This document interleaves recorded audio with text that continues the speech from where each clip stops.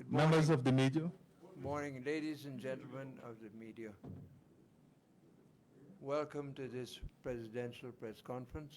The President will now address you. good morning, members of the media, and by extension, members of the Guyanese community. This morning, I wish to engage the media and population on a number of issues. As you are aware, my government has set itself as a result-driven, action-oriented government. Everything we do is based on quantitative and qualitative results and action-oriented. This morning I want to go through some qualitative analysis of the achievements of this government thus far. Achievements that are people-centered, policies that are people-centered.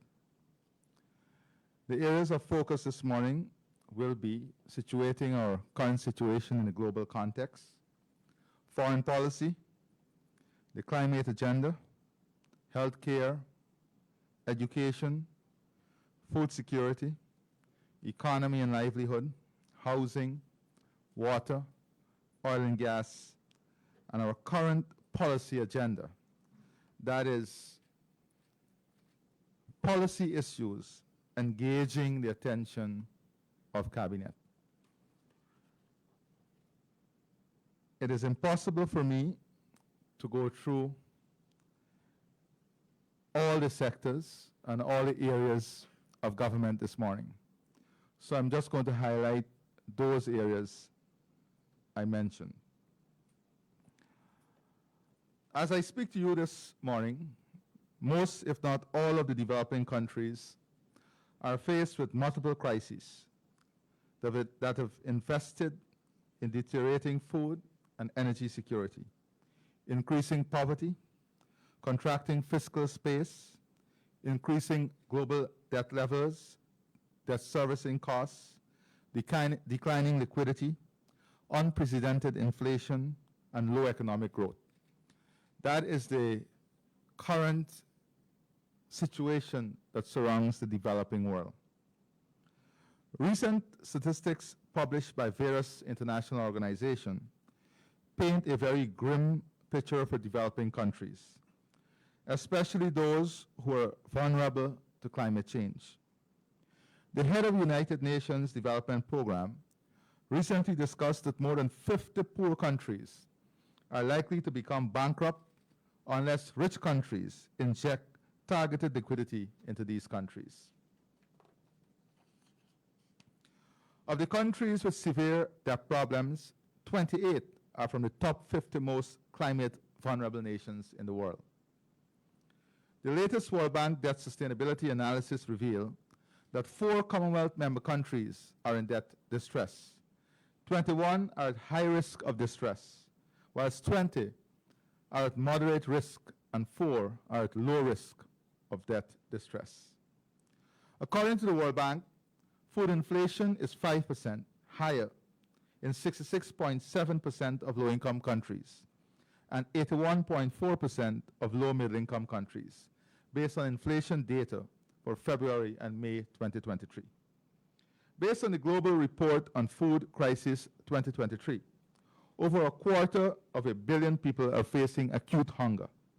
The report specifically revealed that 258 million people across 58 countries and territories face acute food insecurity at crisis or worse levels. During 2022, up from 193 million people in 53 countries to today, 258 million. Most developing countries are off track to achieving sustainable development goals in 2030 due to climate-related disasters, economic slowdown, unprecedented inflation, currency volatility, and surging interest rates and debt levels. Consequently, developing countries are faced with $4 trillion investment gap in sustainable development goals. $4 trillion. According to the World Bank, current trends suggest that 574 million people approximately 7% of the world population are projected to live below the poverty line by 2030. The most recent joint child malnutrition estimates for 2022 revealed that 148.1 million children under 5 were stunted in 2022, which is equivalent to 1 in 5 children in this age group worldwide. This is just the context in which the global environment and Guyana is operating. The situation around the world is indeed worrying. I'm not going to go through other indicators, which also include developing countries battling as they prepare for extreme El Nino weather phenomena. And this is something that we've been warned about here also. That is projected to cause global economic losses estimated at 3 trillion. So the El Nino phenomenon, which we have been warned about, is estimated or projected to create global losses of $3 trillion. This is going to further add to the existing problems developing countries is faced with. Now,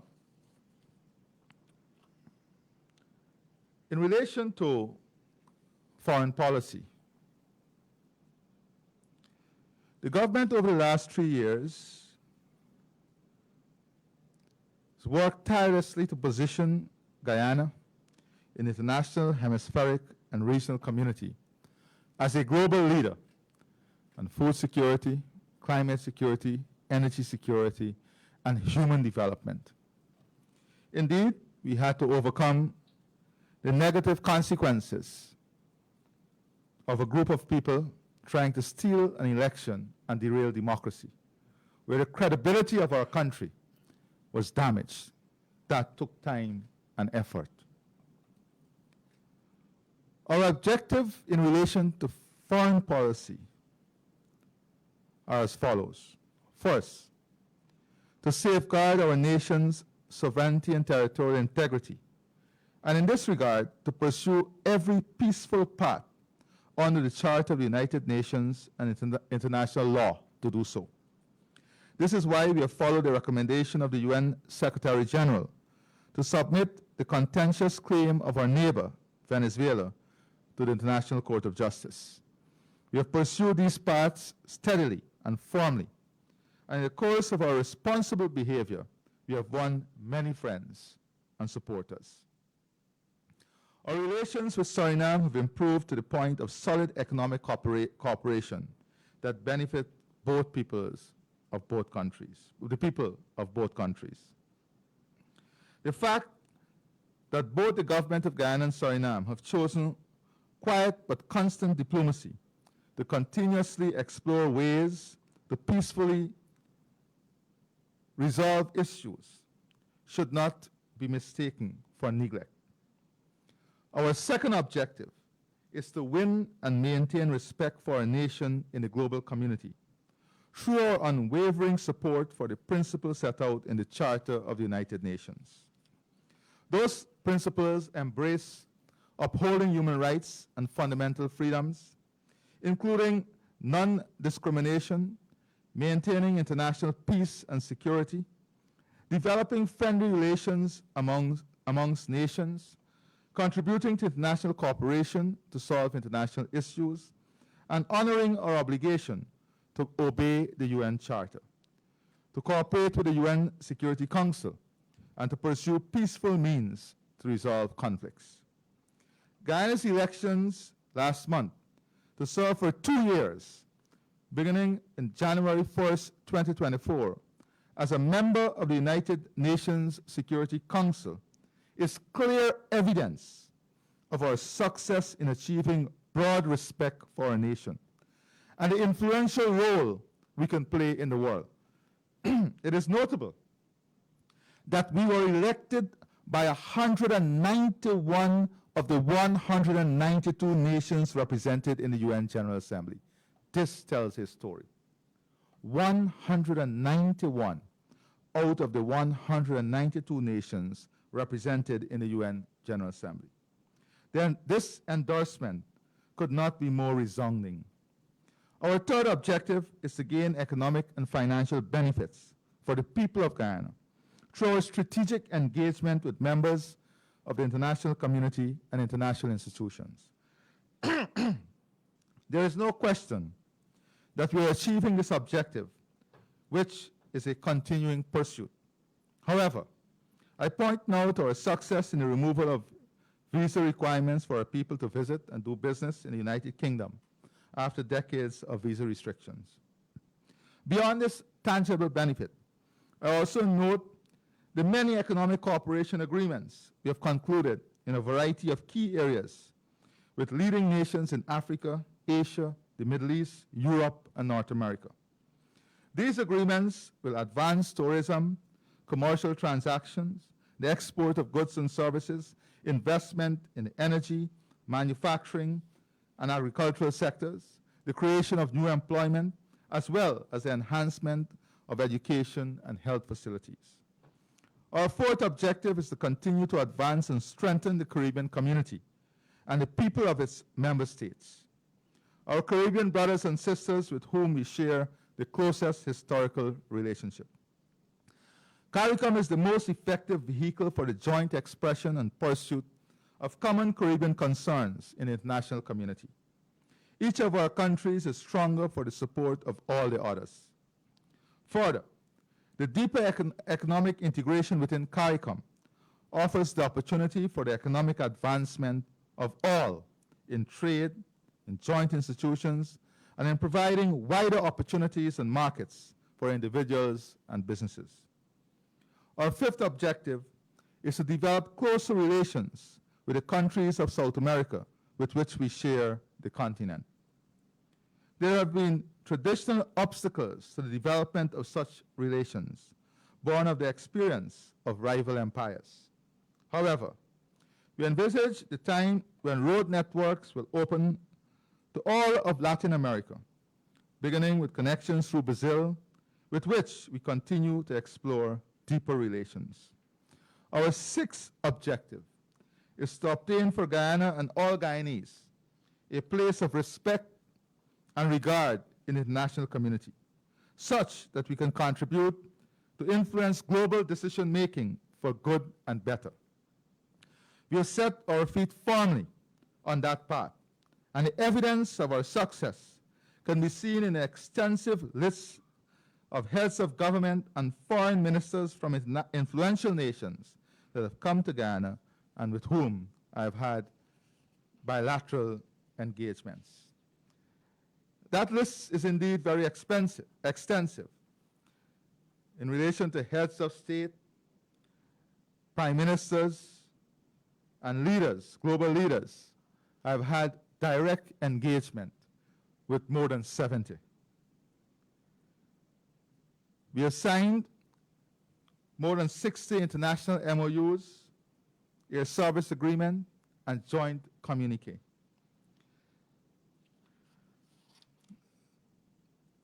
This success can also be gauged by the many heads of international institutions who have come to Guyana for official discussions, including the Secretaries General of the UN, the Commonwealth, the Organization of American States, and the Director General of the Food and Agriculture Organization. The world leaders and more leaders are coming to Guyana because they believe that we can contribute to leadership in the world and to the pursuit of a peaceful and economically stable world.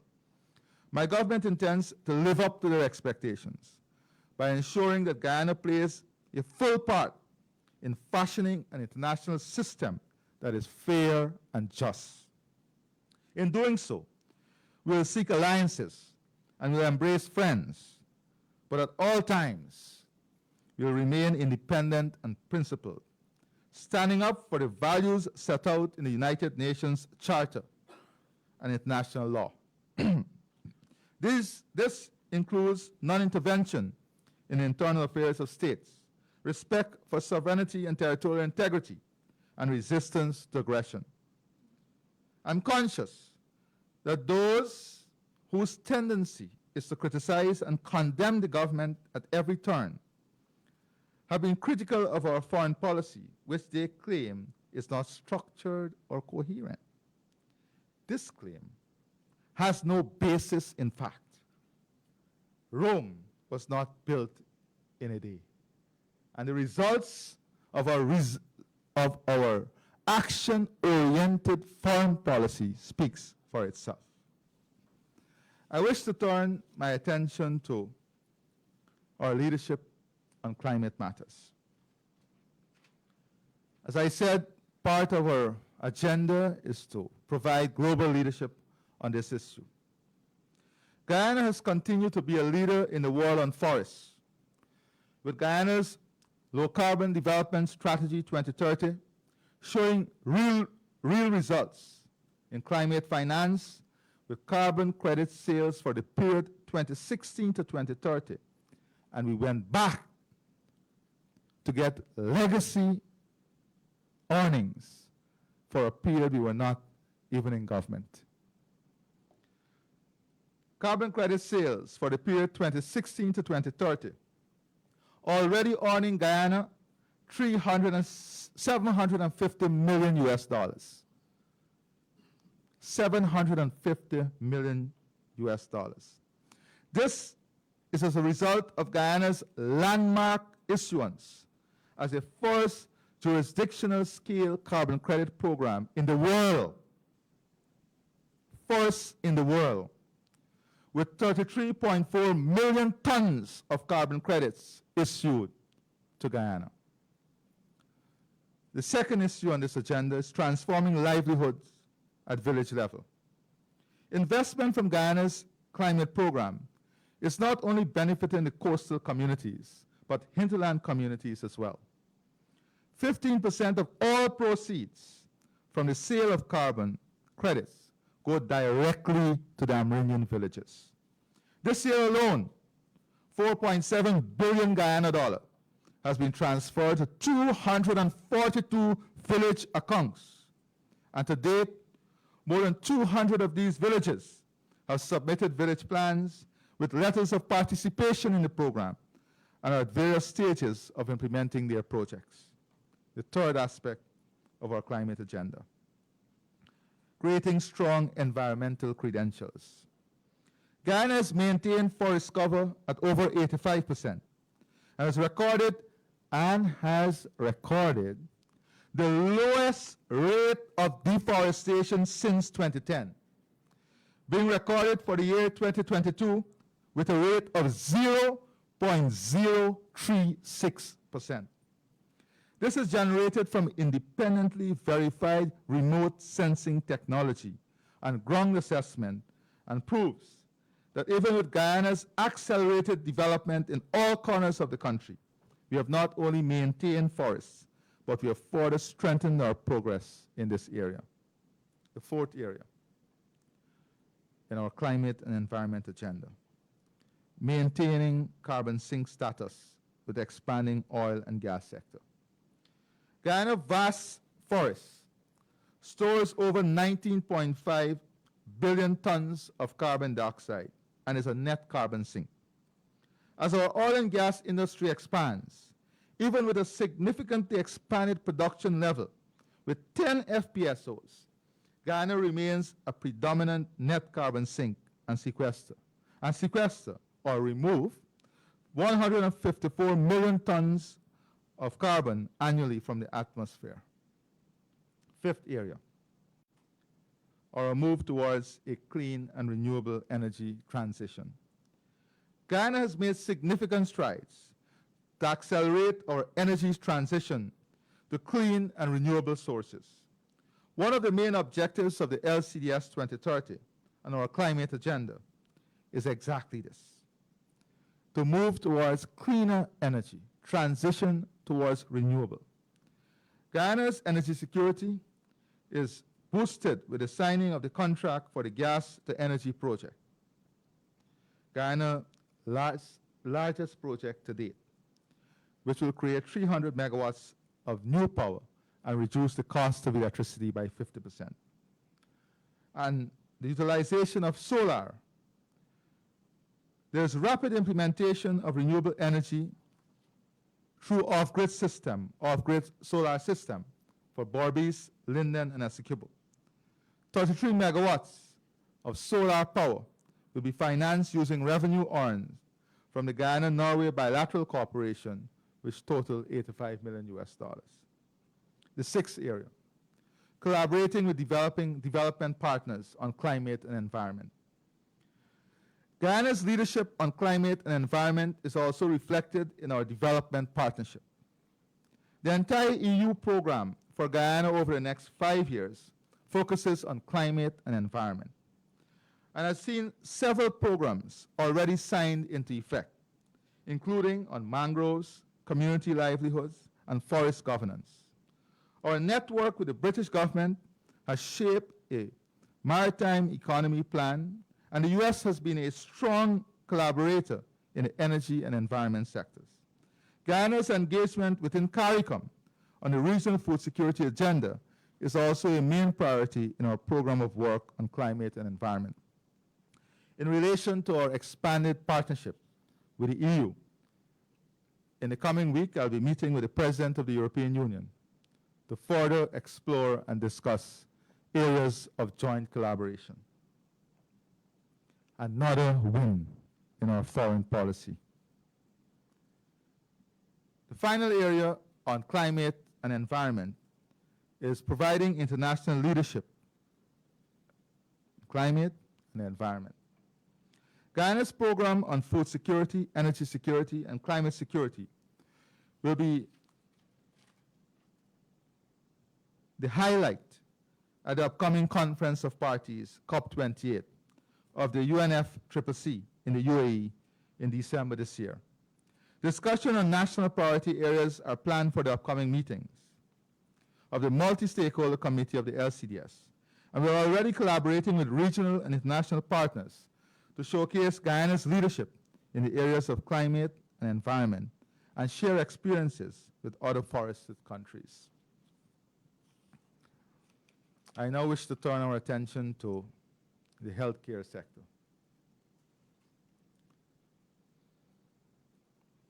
The PPP promised in our manifesto for the March 2020 elections that we will transform the health of our people by building a world-class healthcare system built on the principle of equity.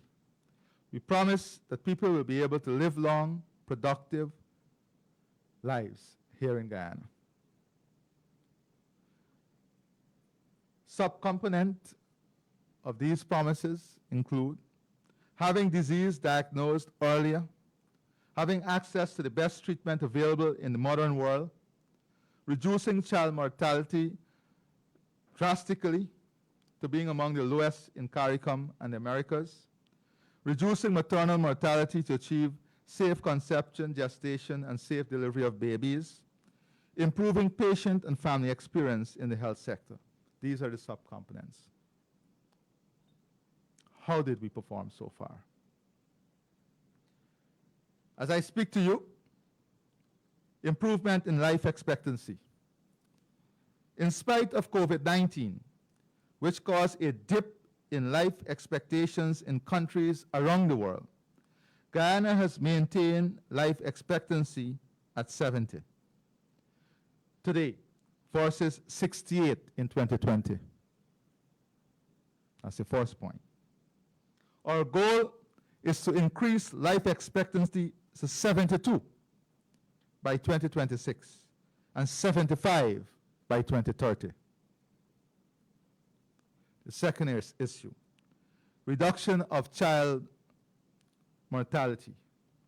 Child mortality has slowly improved and is now the lowest it has ever been in our history. It is now 13 per 1,000 births versus 19 per 1,000 births in 2020 when we came into government. You don't hear these every day. You don't see the headlines reflecting these in the media. This is the reality of the Guyana you live in. This is the result of the investment the government is making. Real results, real benefit, real transformation for the people of our country.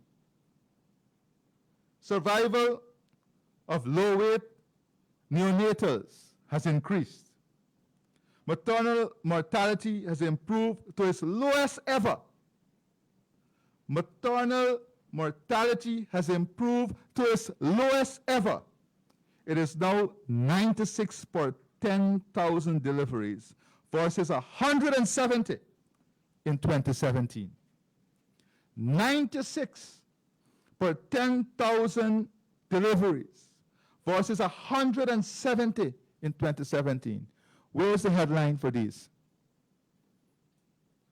We love Guyana. We love development. Where are the headlines? Each of these can carry a headline by itself.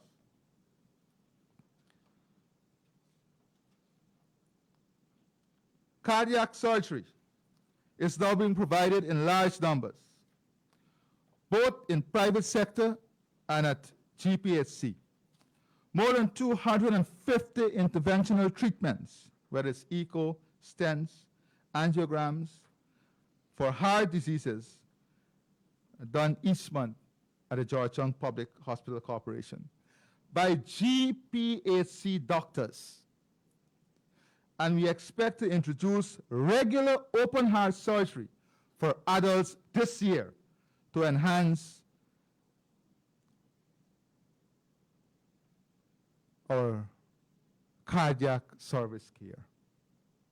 This year, we intend to open up for open heart surgery at the Georgetown Hospital. Pediatric cardiac surgery is now not only established, but established as a regular program at the Georgetown Public Hospital Corporation. 12 children benefited from open heart surgery this year so far. 12. From 2024, we expect to increase to more than 40 children per year. More transplants are being done. Prior to 2020, Guyana completed between 2 and 4 kidney transplants per year. I want you to listen. Prior to 2020, Guyana completed between 2 and 4 kidney transplants per year. Now we are doing at least 1 per month. At least 1 per month, when you do the average. Guyana will complete its first pediatric transplant in October and its first cadaveric transplant in November. First. Marcel, these are all headlines for you. I'm looking forward to see the next 10 days of newspapers, only on healthcare. The number of surgeries has increased and is now approaching more than 22,000 per year. 22,000 surgeries per year. I pause here to recognize the efforts of the nurses, the doctors, the health workers. We must applaud them. This is the results, the qualitative results of the investment that we're making. This year, we've completed 55 knee and hip replacement. 55 knee and hip replacement. And we expect to increase this to more than 100 per year, so as to reduce the long wait by our citizens. This is what your country, Guyana, is already doing. This is what your country and your government is delivering for the citizens of our beautiful country. More brain neurosurgery and other specialized surgeries are being done at the Georgetown Public Hospital Corporation and at New Amsterdam hospitals. From about 100 less complex brain surgery per year, Guyana now is completing more than 150 moderate, from 100 less complex to now 150 moderate to complex brain surgeries per year. for the first time, pediatric neurosurgery can be done. For the first time, pediatric neurosurgery can be done. These are the results of our investment. This is the real Guyana. These are the facts. This is the qualitative analysis of the investment. CT scans at Georgetown Public Hospital Corporation, which under the last government you had to pay for. CT scans came at a cost under the last government. These scans are now free of cost. CT scans, now free of cost. At the Georgetown Public Hospital Corporation, we do more than 1,000 per month. Free of cost. More than 1,000. The waiting time at ERs around the country has reduced. Waiting time for cataract and other surgeries have been drastically reduced. You remember the last government closed down the center in Port Moran that the government of Guyana and the government of Cuba invested in, that was providing regional services. Last government shut it down. Today, we have reopened it, reinvested in it. And what have we seen? The waiting time for cataract and other surgeries being drastically reduced. We are engaging the private sector to help us eliminate long waiting time for all surgeries. As we said, we're going to work with the private sector in reducing all backlogs in our healthcare system. And we're working in a collaborative way with the private sector to help us in this. Lab diagnostics has improved with a new pathology lab. Guyana is now set to eliminate 5 neglected tropical diseases by 2025. A new school health program will ensure that all school children are screened for hearing and vision and provided with glasses and hearing aids where necessary. A new disability program is ensuring that all persons in need of wheelchairs are provided with same. A new disability program is ensuring that persons with hearing impairment are improved with free hearing aids. Medicine supply without disruption is another key area of accomplishment. So medicine supply without disruption, which was around 35% in 2020, 35% availability when we came into government in 2020, is now about 85%. And we expect to reach 95 to 100% by the end of 2023. This is a result of strong governance. These are the results of an action-oriented government. Transformation of the financial investment architecture in healthcare. The annual budget for healthcare has increased from 35 billion to 85 billion, an increase of almost 150% in just 3 years.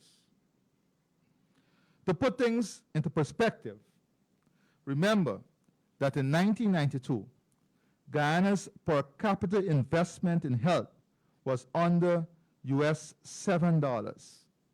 That is, we used to invest US $7 for every Guyanese in health. Today, our per capita investment in health is US $800. From US $7 in 1992 to US $800 today. The regional health budget has more than doubled in less than 3 years. We're also working on the transformation of the physical infrastructure in our healthcare system.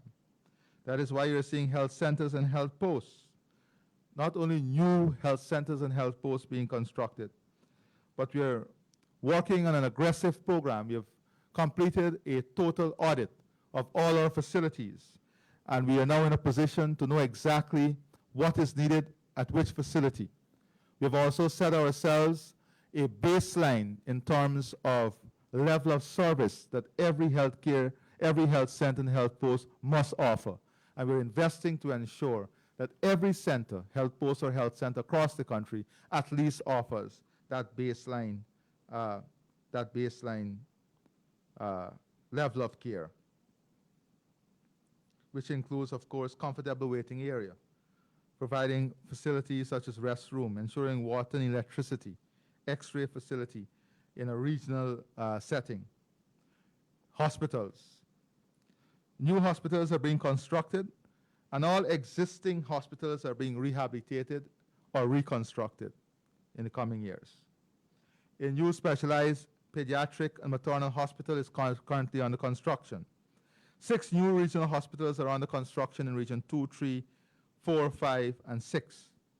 Presently, we have a US $97 million project where designs are being completed to build and construct new regional hospitals for 4 hinterland areas in Region 1, 7, 8, and 9. The project in the rehabilitation, expansion, upgrade of Linden Hospital is also well underway. The Bartico Hospital reconstruction will begin at the end of the year, and this project will be completed by the end of 2025. All other existing hinterland hospitals outside of Mabaruma, Port Kaituma, Madhya, Paramakatoi, Anai, Kwakwani are scheduled for major upgrades between 2024 and 2026. Oxygen plants are being set up in all hinterland hospitals to allow wall oxygen therapy for patients and remove dependency on oxygen cylinders. Plans are on the way to redevelop the Georgetown Public Hospital Corporation with a new standalone hospital, which is likely to be the biggest ever health project in CARICOM. Plans are on the way to develop the National Psychiatric Hospital, reconstruct West Demerara Regional Hospital, and upgrade Saudi, Port Morant, Maikoni, and Mabikuri hospitals. Plans are on the way to upgrade the National Ophthalmology Center and the National Chadijagan Dental Center. These are all facilities that are in the Health Master Plan for major upgrade, rehabilitation, or reconstruction. We're also working on the creation of specialized centers. We have recently completed a specialized diabetic center in Luziknan. We want to expand this to other parts of the country. We're working with Mount Sinai to create a specialized cardiac and cancer treatment centers for Guyana. Nursing schools. We have completed the construction of 2 new nursing schools with modern classrooms and dormitories. Beginning this year, the new nursing school in Region 6 and 2 will take in students. I think as I speak to you now, in our program to allow anyone with entry requirement who want to do nursing to have that opportunity, we have more than 1,200 Guyanese registered in our nursing program nationally. We also have to build a health center on a strong technological footing. Therefore, we're investing in telemedicine. Already 19 health posts and health centers are linked to the Georgetown Public Hospital Corporation under our telemedicine program. We're investing in new pathology equipment, and we're doing this in collaboration with Mount Sinai. Radiology and imaging technology. Already, GPHC has new X-rays and CT scanner. 14 new digital X-rays are being installed in hospitals in all 10 regions. These digital X-rays will abandon old technology for processing films. Doctor can read images anywhere in the world. And we are linking our healthcare system with health providers around the world. So we have a wider pool of specialists to help us as we develop this modern healthcare infrastructure.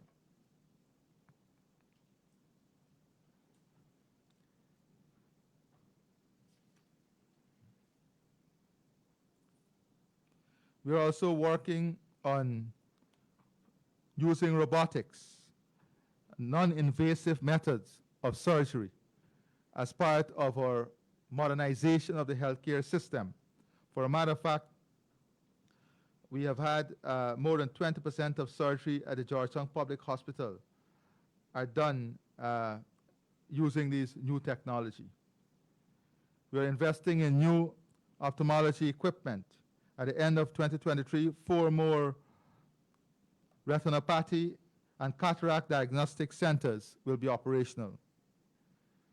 We're investing in new neurosurgery equipment to increase the number of brain surgeries at GPHC and to introduce neurosurgery in New Amsterdam and Linden. New neonatal intensive care units for all regional hospitals by the end of 2024.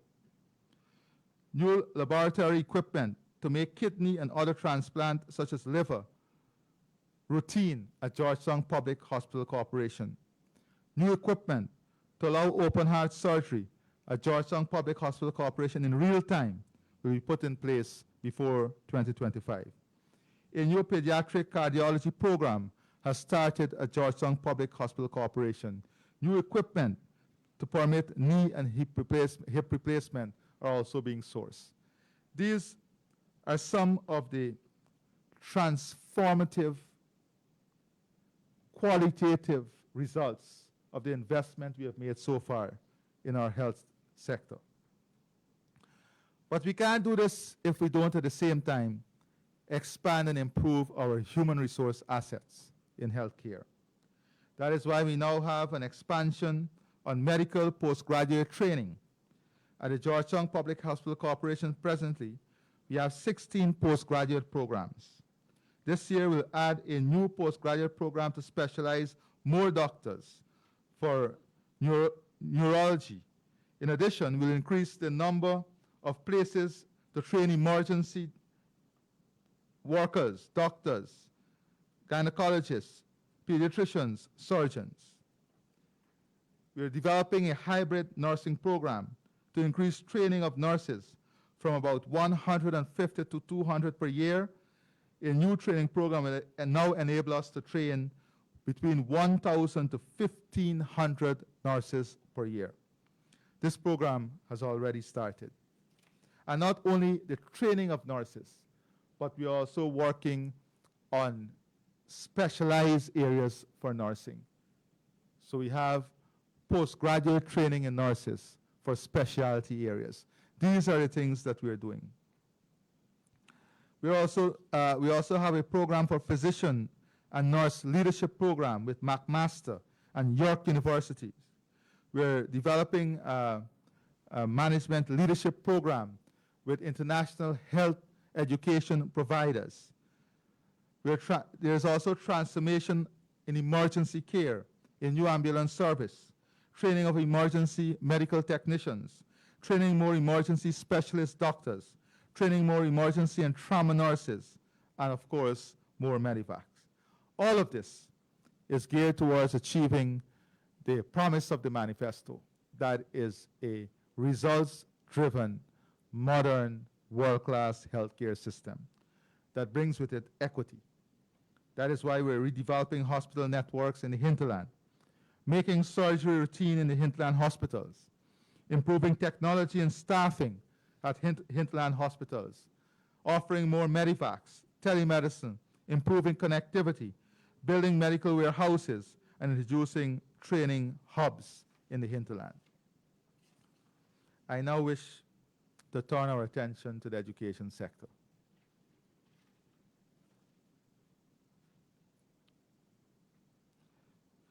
And I will just give you a very, very brief highlight in relation to the education sector. We have completed a number of nursery, primary, and secondary schools, as you know, since 2020. The aim is to move towards universal secondary education, now that we have achieved universal primary education. Since we assumed office in 2020, the government has maintained 526 schools, or 58% of all the schools annually. So we started a program we have done an audit here to, let me say this. At the end of last year, the government of Guyana launched an audit in health and education on all our facilities, so that the result of that audit could inform the multi-year planning, budgetary planning, and we have started to implement that program. To date, 4,737 computing devices were procured and distributed to teachers and students, and 10 smart classrooms were established at secondary schools to facilitate the integration of ICT into the teaching learning process. 10 more smart classrooms will be established at the primary level shortly. To promote e-learning for hinterland students, a total of 102 hinterland students were accommodated at the CPC Turkine campus for both face-to-face interaction and online training. As part of our efforts to enhance and expand the coverage of the Guyana Learning Channel, 91 solar systems have been installed and 1,353 lessons developed and broadcast. This is important in ensuring equity in education. A total of 4,213 teachers were trained to use the new curriculum at the primary and nursery level. By the end of this year, a total of 4,913 teachers would have completed this training to deliver the new curriculum. A 5-year strategic operational plan has been developed and costed that will inform the attention given to our students with special needs education. To date, we have expended $3 billion on textbooks. By the end of this year, all primary, secondary school students will have access to a minimum of 4 textbooks per student due to this investment in the education sector. A total of 87,634 students are benefiting from school feeding, 42,735 from juice and biscuits, 29,691 from hot meal, and 15,208 from breakfast. In the Gold Scholarship Program, we have close to 17,000 students who were granted scholarships so far. Only today, we have launched a program where 1,500 teachers will be doing a specialized course with the University of West Indies to enhance their skills in teaching, reading, and comprehension. $8.5 billion in 2023 alone was spent on the Because We Care grant. These are just a glimpse of some of the highlights, the qualitative impact of the investment we have made in the education sector. Now, in terms of food security and agriculture, I can keep you here for the rest of the week to talk to you about food security and agriculture, because this is an area in which we are providing strong regional and global leadership. Today, Guyana has emerged as a leader in CARICOM, advancing the agri-food system agenda. We are now a leading voice in prioritizing food and energy security and climate mitigation and adaptation internationally. We have positioned the agriculture sector as an expanded, diversified, modern, resilient, and competitive sector. With a 150% increase in the budgetary allocation, the ministry moving from 13.3 billion in 2019 to 33.2 billion in 2023. We are bridging the production gap, ramping up production, crops such as rice, sugar, expanding the corn and soya production, high-value crops, the Shade House Initiative, wheat trials, spices, expansion of the livestock industry, swine, beef, poultry, black-belly sheep, fisheries, establishment of shrimp farm, and cage culture farming. These are all new areas that are emerging in a modern agriculture infrastructure landscape to support sustainability and resilience in agricultural food production. We're also building our human resource and institutional capacity. We're focusing on hinterland development to boost food security in hinterland communities, making them more self-sufficient. We have established demonstration sites, supply planting materials, provide improved breeds of livestock, establish processing facilities, increase access to technical and advisory services, assist with product development and marketing. Importantly, we are working on bridging the financing gap for low-cost loan programs that will help rice, poultry, and other farmers. Focus program to support capital formulation for farmers, incentives, tax benefits to facilitate land and acquisition of land and equipment to modernize farm and open up opportunity for higher production and higher yield. We are opening up new lands with approximately 260 kilometers of farm-to-market access road, fair weather road, and all-weather road. We have been able to open up more than 50,000 acres of new land for production. We are resolutely working towards building resilience in our agriculture. Therefore, we have invested tremendously in the maintenance of drainage and irrigation system and farm-to-market roads, from $8.4 billion in 2019 to $19.7 billion in 2023. This is the increase in investment in drainage and irrigation, a 135% increase. We are working in revitalizing the sugar industry with a production targeted at 110,000 metric tons by 2025. We're working now on expanding our rice production. We had record production of rice grains from 789 metric tons in 2021 to 625,092 metric tons so far, a 12% increase.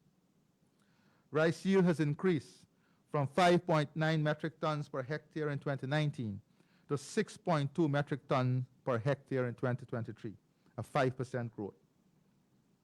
Rice production grew by 79%. We are projecting rice production to grow by 79% to 1 million metric ton in 2025. Rice remains Guyana's leading agri-export, accounting for approximately 60% of agriculture export.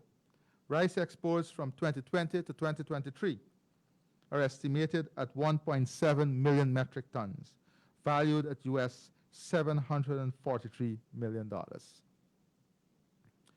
Agricultural diversification is also a key area for investment. Therefore, we are working on expanding our menu of products and produce from the traditional sector to the non-traditional sector, high value, whether it's the brackish water, shrimp, corn and soya, broccoli, cauliflower.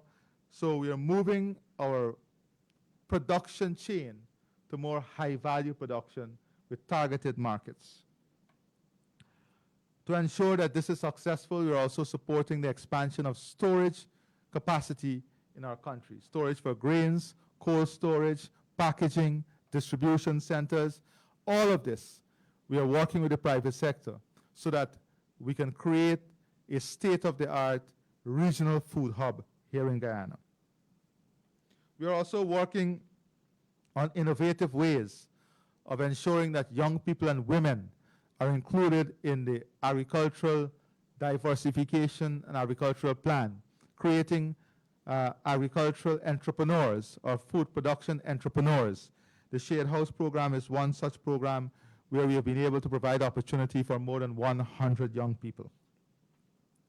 Diversification would also focus on cultivation of coconut, citrus, spices, and new crop, such as cocoa, coffee, hemp, millet, wheat, and barley.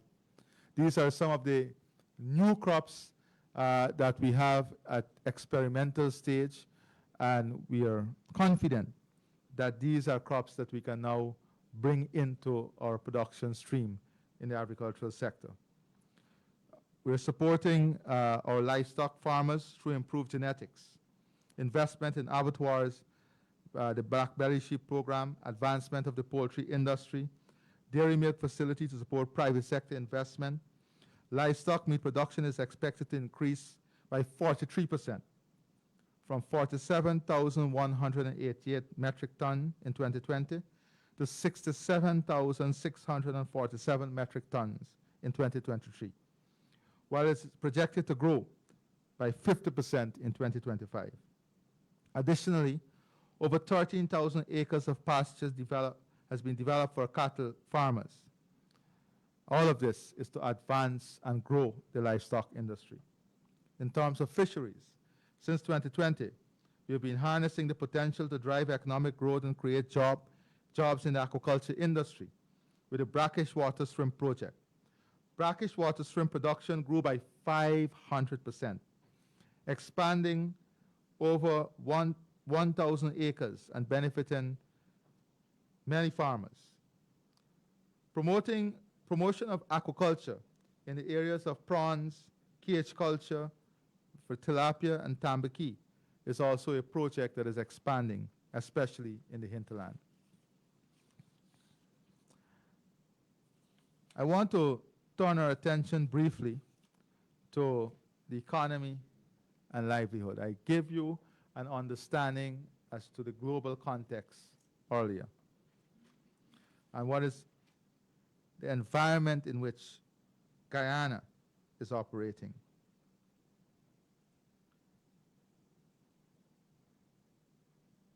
If you look, for example, at economic growth estimate, the crisis that I spoke of earlier have not only inflicted a human cost, but have exposed the vulnerability of global food and energy supply, with global inflation peaking at 8.9% last year and is projected to remain elevated at 6.1% this year. Closer to home, in the Caribbean tourism-dependent countries, inflation levels rose to an estimated 7.9% in 2022, up from 5.4% in 2021, and is projected at 4.3% this year.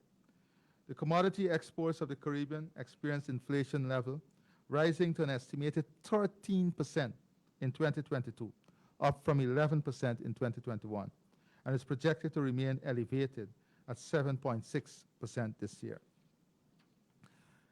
Guyana economy has almost tripled since the end of 2020, with our nominal GDP moving from 1.1 trillion in 2020 to 3.1 trillion at the end of 2022. Of course, this is largely owing to the startup of oil production at the Liza Unity FPSO. Guyana is now the fastest growing economy in the world. For the period 2023 to 2026, Guyana is projected to grow at an average 25% annually. Guyana non-oil growth is now projected at 7.9% this year, building on the 11.5% growth recorded last year. Despite challenges, Guyana managed to grow its economy and put measures in place to reduce the burden of elevated prices on citizens, while at the same time prudently managing financial resources. At the end of 2022, Guyana debt to GDP ratio stood at 24.6%, down from 38.9% a year prior, demonstrating government's commitment to prudent fiscal management of the country's resources. Now, if you look at economic growth estimates, the world is estimated to grow at 2.8% in 2023. Advanced economies are expected to grow at 1.3%. Latin America and the Caribbean, 1.6%. The Caribbean tourism-dependent countries at 3.2%. Caribbean commodity exporters, 18.7%, and Guyana is expected to grow at 25.1%. In terms of inflation estimate, the world estimate is at 6.1%. Latin America and the Caribbean at 11.8%. And Guyana is estimated at 3.8%.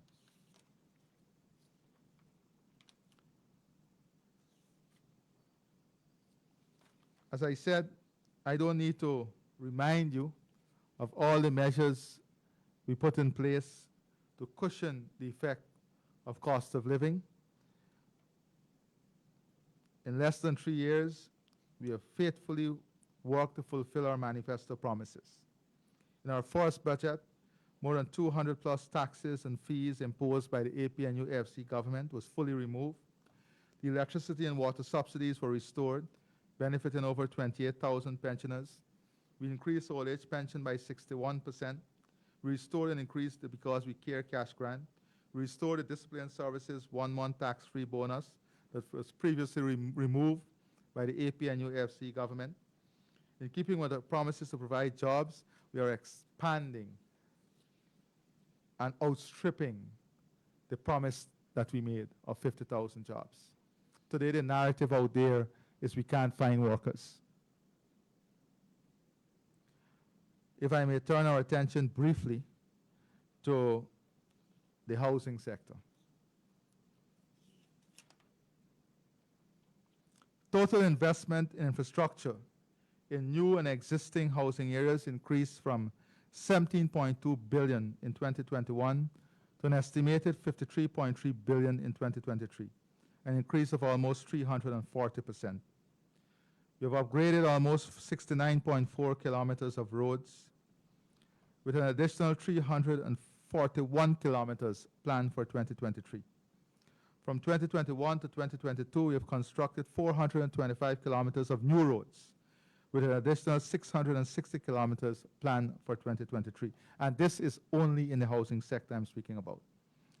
From 2021 to 2022, 19.55 kilometers of highway was constructed, with an additional 17.6 kilometers planned for 2023. Specifically, 1.6 kilometer of the 4-lane connector of Great Diamond is in progress, while procurement is underway for 16 kilometers of 4-lane highway from Great Diamond to Craig and then to Land of Canaan. We have allocated almost 23,698 house lots, that is outside of those that were allocated 2 days ago, since we came into office. For the period that we're in office, the last 3 years, the housing sector alone has supported more than 50,000 jobs. The housing investment in the housing sector alone has supported over 50,000 jobs. Given the average price for house lots and the actual costs of investment in infrastructure by the government, an average low-income allottee receives a 97% subsidy from the government. A low-middle income allottee is 74% subsidy from the government. This is the investment the government is making on behalf of the people. Every time someone is allocated a house lot, that is a share of investment the government is putting in on your behalf to give you an asset that carries a higher net value, that increases your own net value and, of course, work as a catalyst for wealth creation. I now want to turn our attention briefly to the water sector. As you know, there are a number of goals we set ourselves in the water sector. That is sustainable water management, water infrastructure, and access to a safe, reliable, and affordable supply of water, and adequate sanitation services to improve living standards. That was goal 1. Goal 2, sustainable water supply is also an essential driver of the government's low-carbon growth strategy for sustainable development.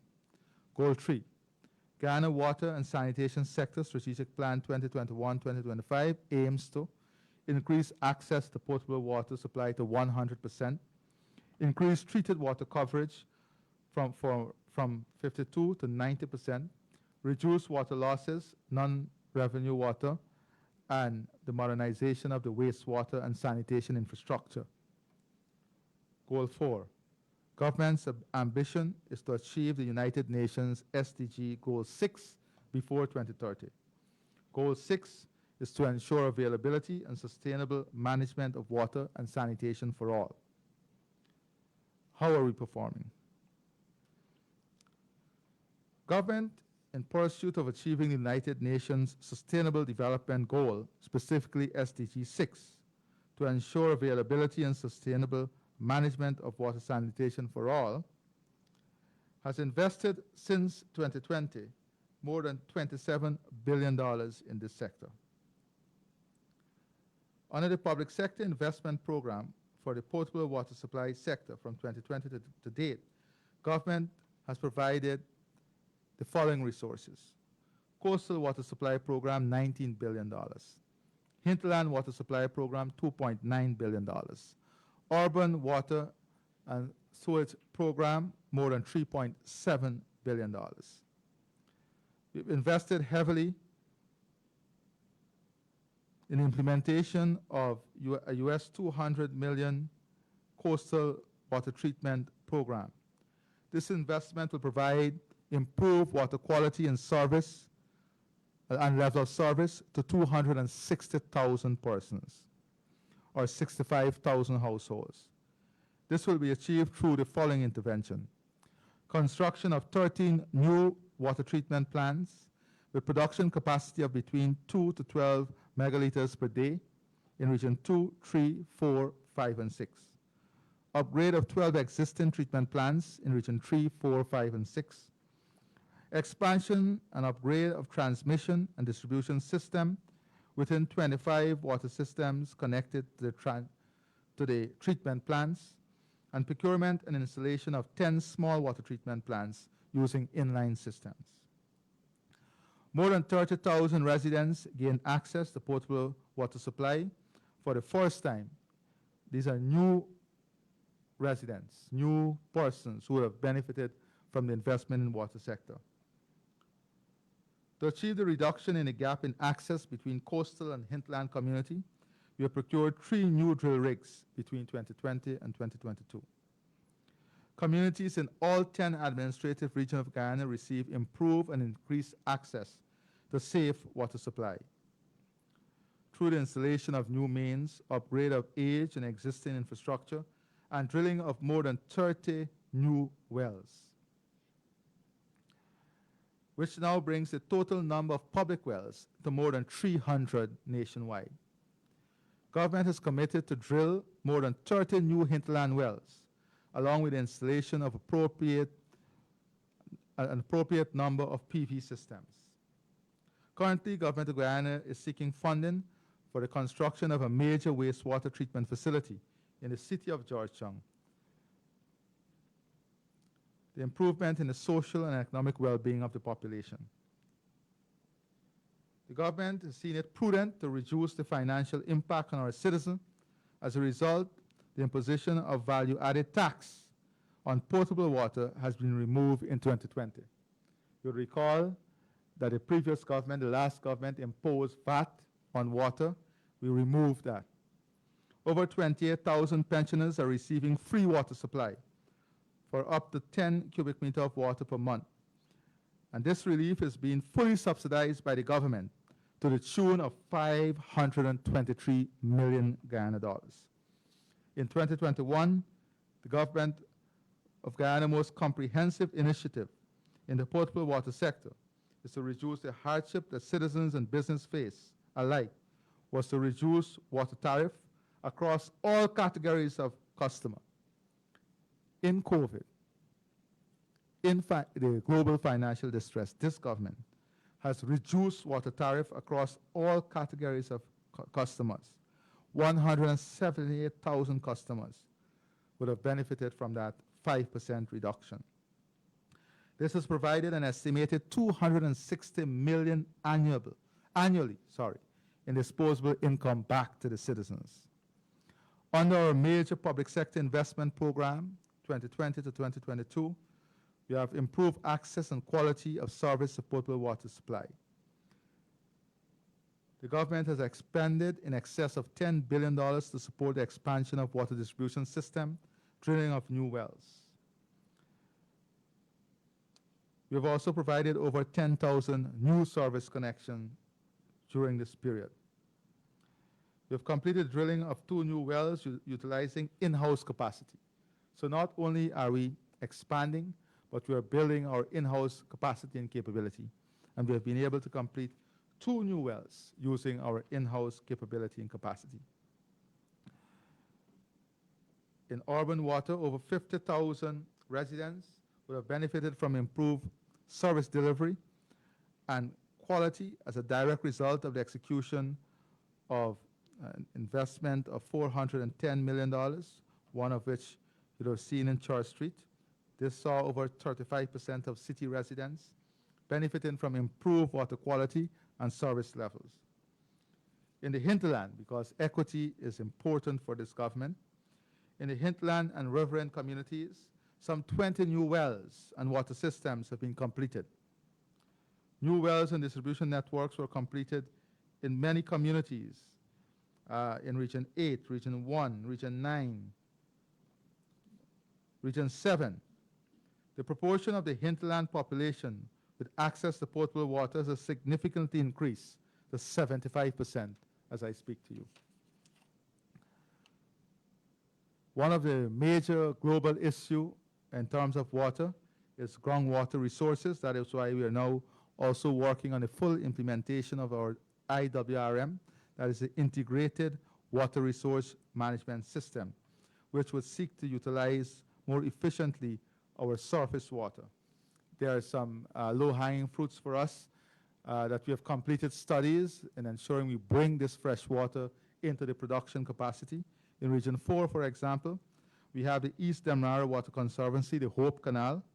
A feasibility study has been completed indicating the viability of the Hope Canal as a potable water source from Coven John to Cane Grove on the east coast of Demerara. In Region 7, the Bartica 5 Miles Creek.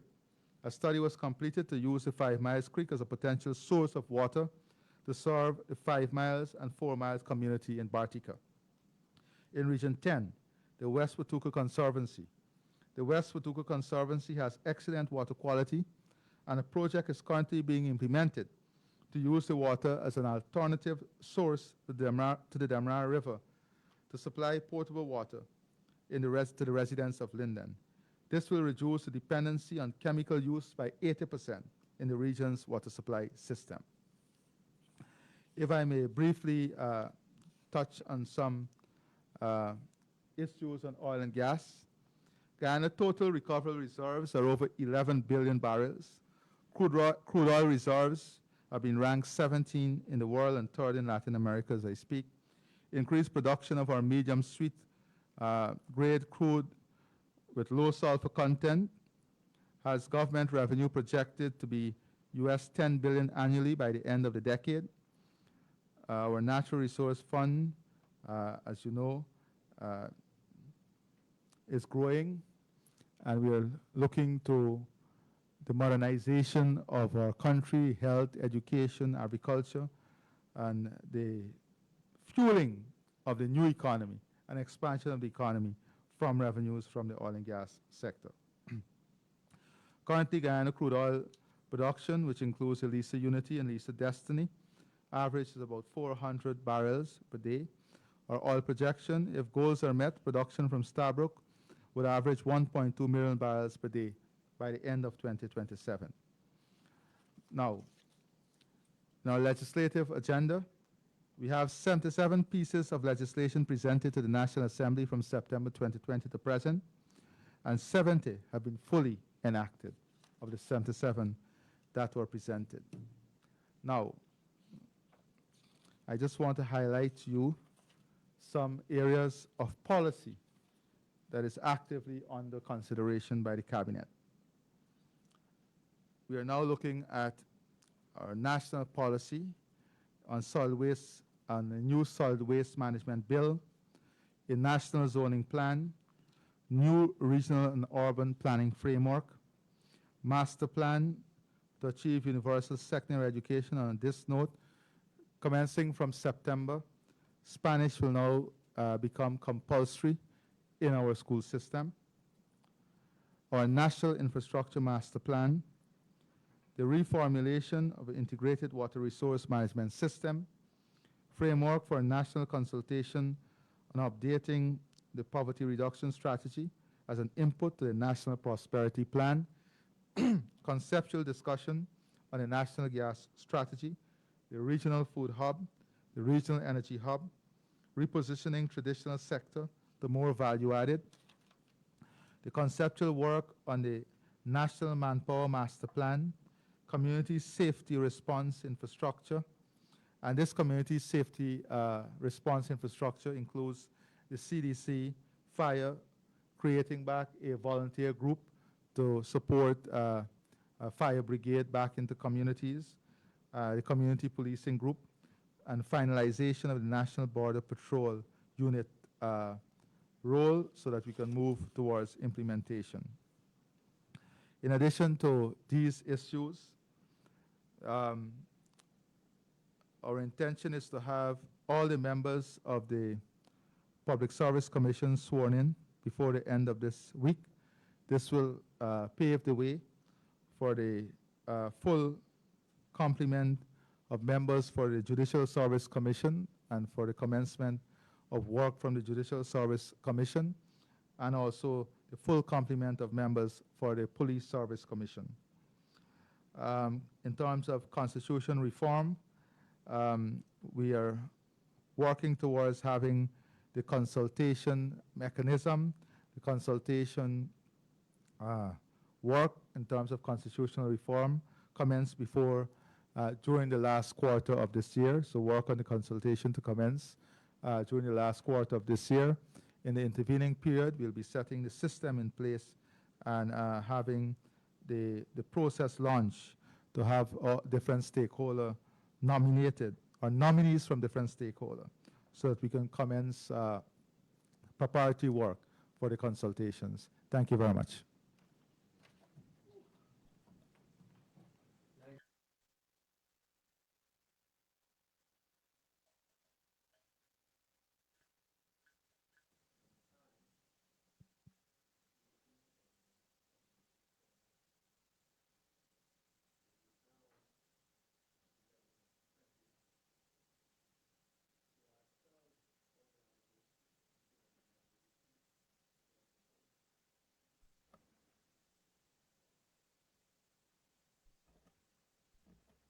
It was on.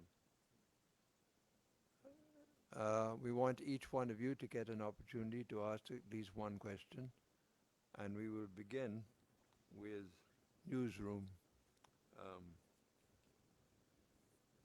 Ms. Ragabeh. Thank you. Thank you, Vishani from the newsroom here. Mr. President, my first question to you is in relation to former Minister Nigel Darmlal. With his resignation, can you say who, perhaps, if anyone, has been identified to replace him, perhaps as a minister, but definitely as a member of parliament?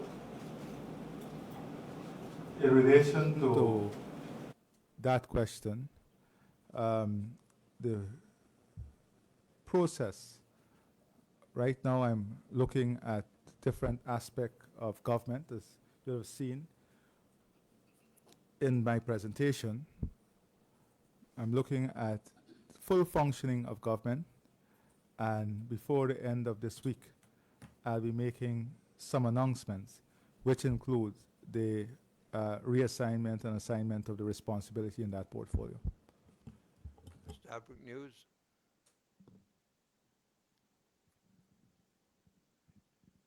We'll go through the protocol. You name yourself and the organization. Marcel Thomas from the Stabrook News. On the same former Minister Nigel Darmlal case, I make reference to your statement from Trinidad when you announced the resignation. Observers have pointed out that then you made no mention of the complainant in the case.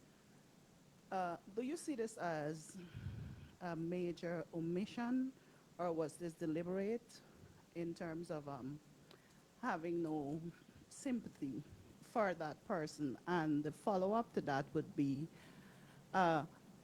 in that same Trinidad statement, you said, Mr. Darmlal said that he didn't want to bring government into disrepute, hence his reason for the resignation. But he would continue to support the party. Does government plan on hiring him in any capacity? Or does your government, sorry? Thank you. First of all, I want to make it very clear that children and women and their welfare is of utmost importance to me and this government. There is absolutely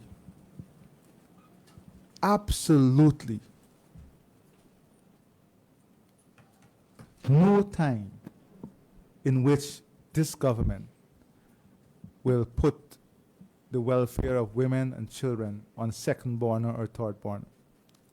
The welfare of women and children is of utmost importance to us. At the time, I was dealing specifically with state agency that made a pronouncement and my consequential action in relation to that pronouncement. Haven't heard from the minister. That is all it is. I have complete respect and regard for children and women. They are at the top of my priority in this government priority.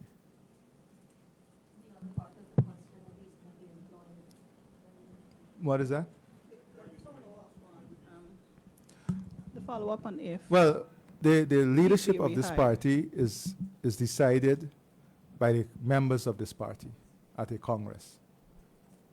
Every leader of the party is elected at, I'm coming to, but I want to make this point very clearly.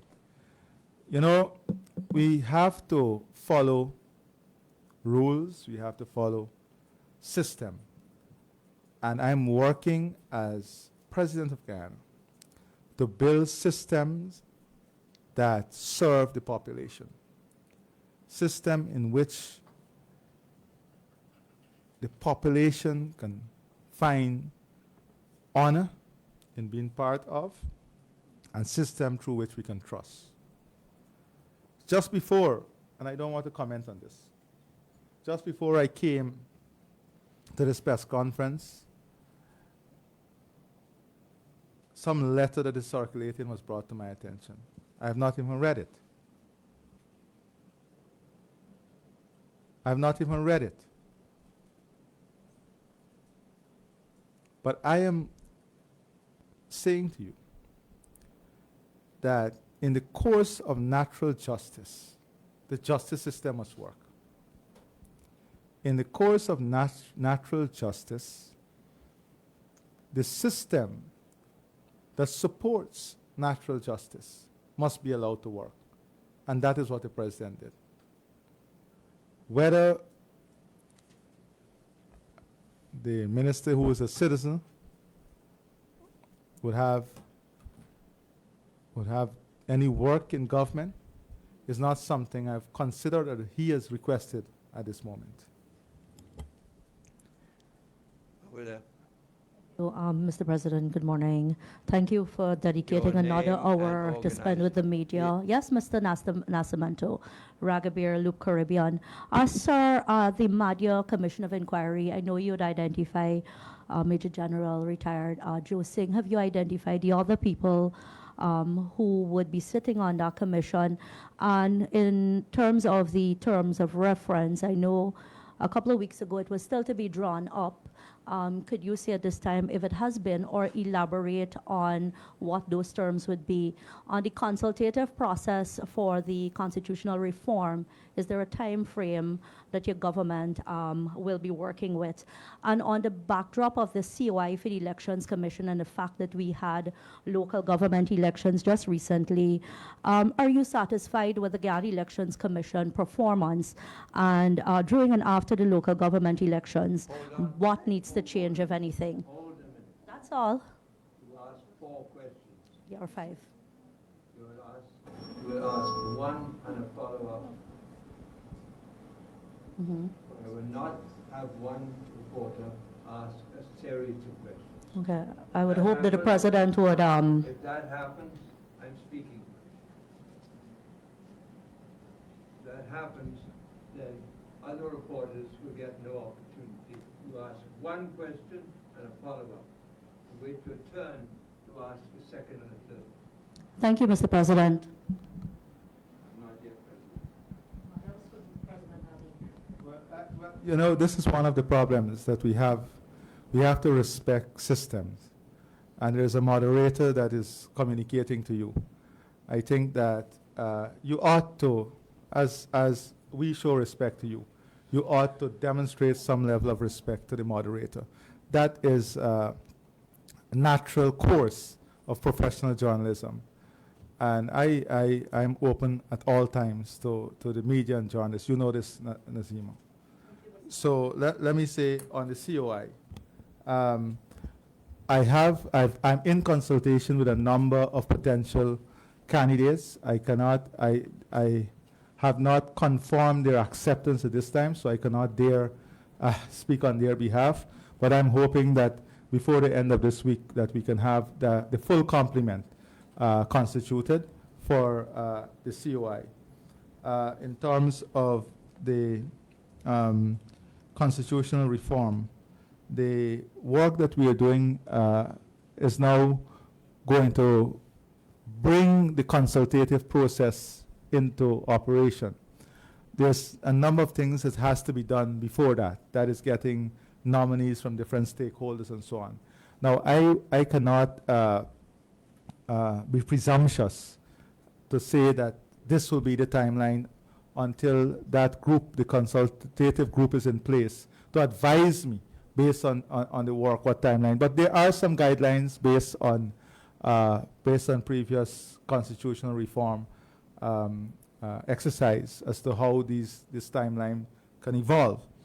In terms of the terms of reference for the COI, we have draft terms of reference, almost I would say final terms of reference, but I would not want to say final terms of reference because, of course, we have to have the full complement of commissioners there, and they have to have an opportunity and input also into the finalization of the terms of reference. I believe in consultative work and to have views of everyone who's involved in a process as part of the process from conceptualization to completion.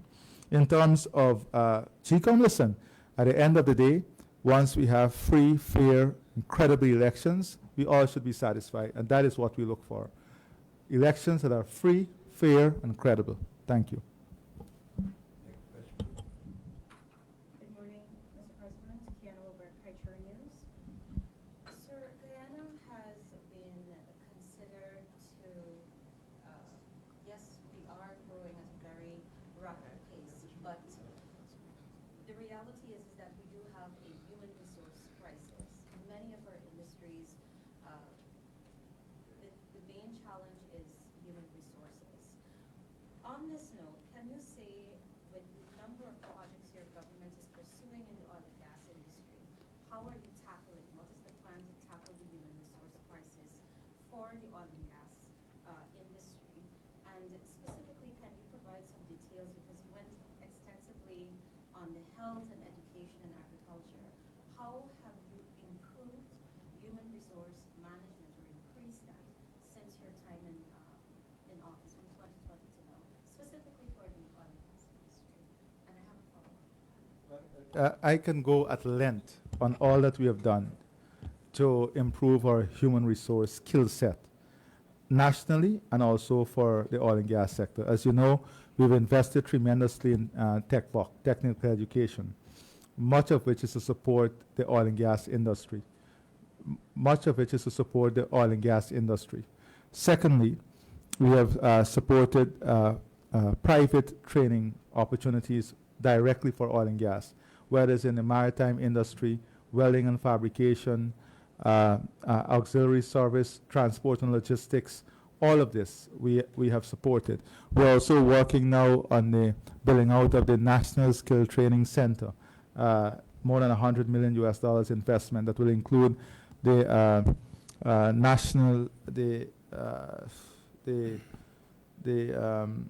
Hospitality Institute that will have to train about 6,000 people. We are working now on making, creating a system in which all our teachers would have the opportunity to become trained teachers right from where they are, and then moving to provide trained graduate. This not only give them an opportunity to get training, but to get higher levels of salary, because a trained teacher and a trained graduate and so on get higher levels of salary. And we are working on that salary scale system also to reflect this. The Gold Scholarship Program is geared at producing people to function not only in the oil and gas sector, but in all other sectors. Notwithstanding that, we have a major problem in terms, as you rightfully pointed out, in terms of skills to meet the requirement for the oil and gas sector and to meet the requirement for the expanded construction sector and all that we're doing in the economy. One of the main issues facing the region now is the outward movement of our nurses and health workers. Only yesterday, I met with a number of nurses at Georgetown Hospital, and they were I'm so happy for the work they are doing, that some of them are doubling up on shifts because of the shortage. When I spoke to the administration at Georgetown Public Hospital, they now have hundreds of nurses short of their full complement. So that is why we are moving massively on this training program for nurses and bringing more nurses in the system, because there's shortage in Canada, UK, Europe, the US. So the whole world now is on an active drive of recruiting nurses all over. So we have to find the immediate measure, the medium term and long term. The medium and long term is to train and retrain and train more than the capacity that you need. But the immediate term, for example, for nurses, is to have nurses come into the system from external sources. We're in discussion now, for example, with Cuba. Up to this morning, I had a long discussion with the ambassador to see if we can get Cuban nurses to come into the system now in the immediate period to help to fill that gap because of the tremendous shortage that we have. The same thing for construction workers and labor. We have these challenges. So it is threefold. One, it is creating the training opportunity, and that is what we're investing in. Secondly is to create the employment opportunity, which is being created. And importantly, one of the things that people have to understand is countries that get a lot of resources from oil and gas, for example, or natural resources, they have to invest and diversify the economy, and there is where most of the opportunity comes. From the revenue, using that revenue to diversify the economy, giving farmers more opportunity, giving more persons opportunity to become entrepreneurs, opening up new lands, greater access to housing, eventually faster access to capital formation and reduce interest rate. We're already seeing that. Interest rates are coming down. More people having access to resources, creating new business opportunities, investing in value-added agro-processing, making tourism a major part of the economic diversification and the growth of the country, working on expanded services that are export-oriented. So we want to build the healthcare industry, the education sector, to an extent at which we can now offer global service through these sectors, investing in technology, robotics, creating a modern platform in which the country operates so that we can have the new type of tech jobs coming to Guyana, whether it's data field, data centers. And these are the things that we're working on, the role of robotics, the stem cell technology, research and development. We are pushing this economy in a new direction, modern, fast-paced, technologically driven. And that requires a different type of human resource base, highly skilled human resource asset. And that is what we're investing in also. Thank you. Before Kaichor News asks a follow-up, is there a technician in here who can turn down that air conditioner? I'm seeing a lot of persons hugging and feeling very cold, including me. So if there is a technician who can turn it down a little bit, it would be very good. Kaichor News, proceed. Thank you. Based on your response, sir, what I was trying to get is clarity on whether if, when you came into office, we met 10 persons with the skill sets we need to run the oil industry, to help us in the management, contract administration. We've now moved from 10 to 50, and we're working to increase that by. No, you're asking a different question now. That's not a question you asked. You asked a macro question, which I answered. If you're asking a specific question now in relation to our capacity to manage the oil and gas sector from a legislative, regulatory, enforcement perspective.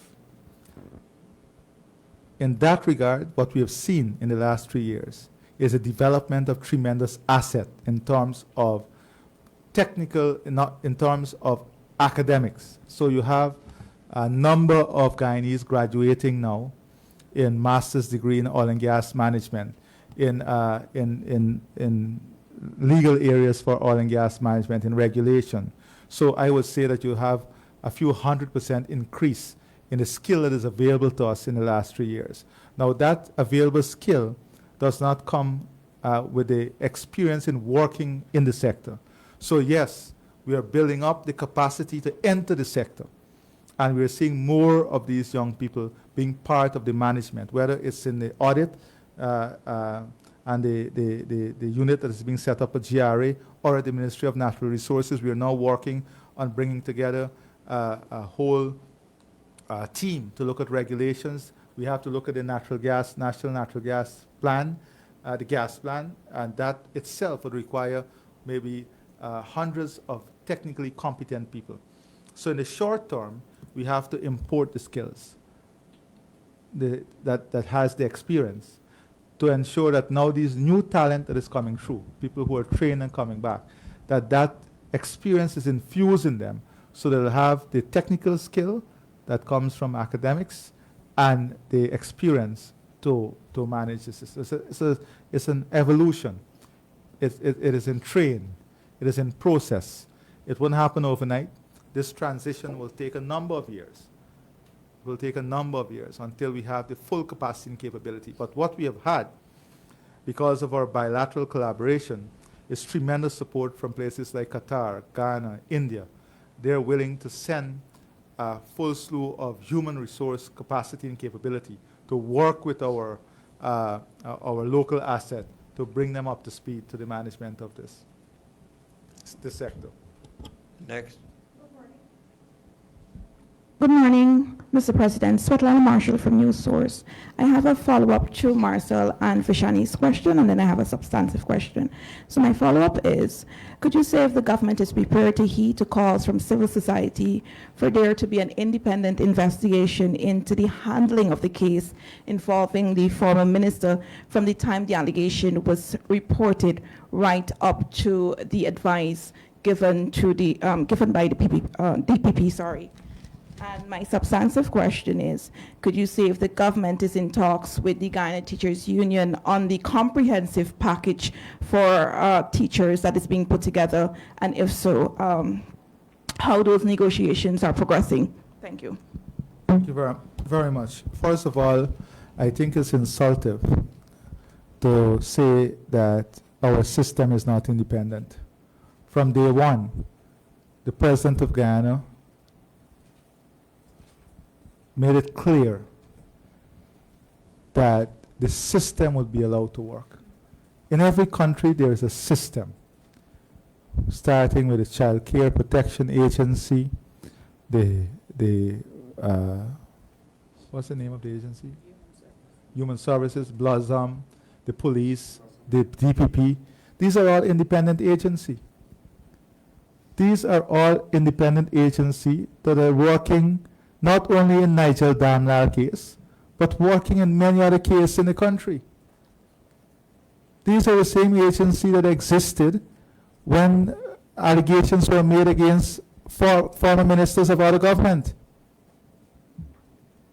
I never heard that question from you then. I never heard it from you. I'll ask you to refer to them too. Give those examples.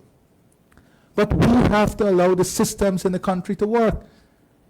The president did not intervene in the investigation. The president did not do the investigation.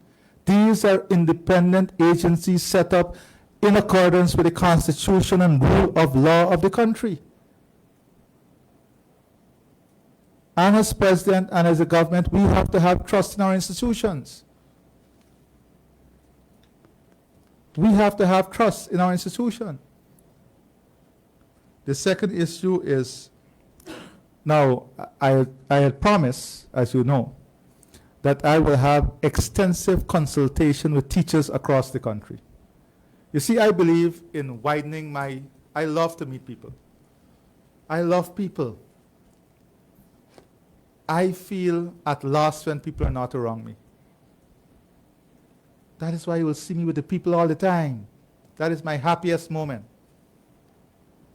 So, as I return from the Leadership EU CELAC Leadership Conference and my state visit in China, you will see me in every region with our beautiful teachers, talking to our teachers, hearing from them.